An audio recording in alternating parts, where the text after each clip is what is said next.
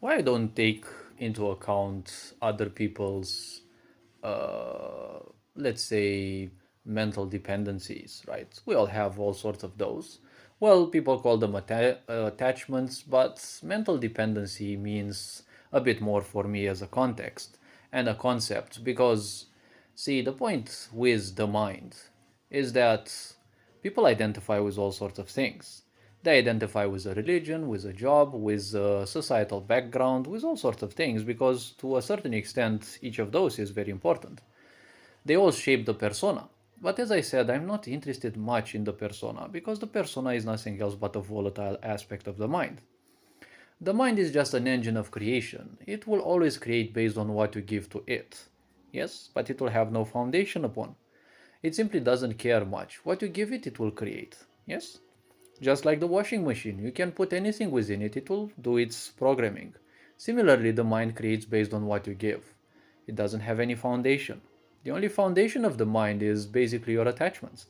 How attached you are to a certain idea, to a certain point, whatever it is, that is basically the only thing you can call stability of the mind.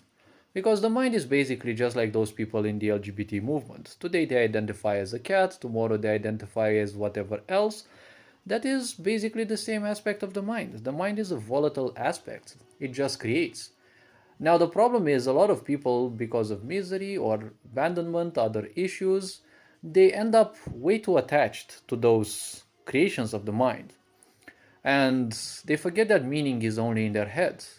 When you say something, if you look at people who are obsessed and attention deprived, you will see when they tell you something, they always repeat it over and over again because they want you to be convinced that that's the only way you can accept them. And even if they're sure, if they're certain that you're gonna call them that or treat them that, they're still gonna repeat it. My grandmother used to do that a freaking lot.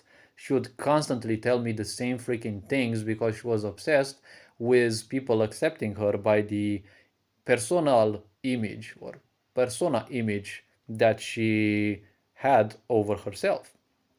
That is a big problem because this shows the volatility of their mind.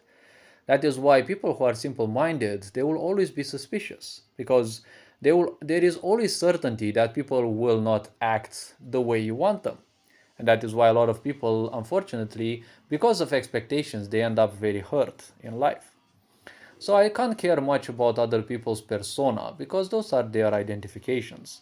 Whether you believe in a certain religion or not, whether you are baptized into it or not, that is your point, it is your background. Yes, I care about people as the piece of life that they are.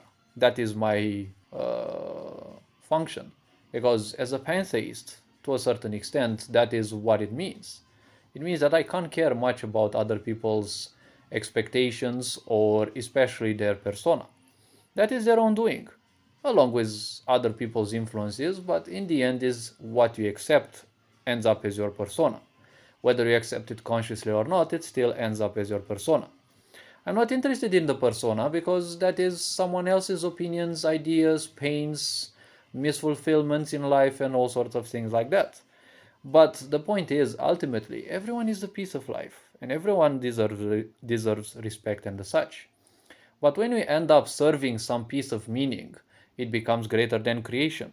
So even if you say you're very religious, when you serve your meaning, not creation itself, then you have failed your belief, right? Hopefully this video raised a bit of awareness. You're appreciated, take care, enjoy life, and this being said, Ferencan Board signing out.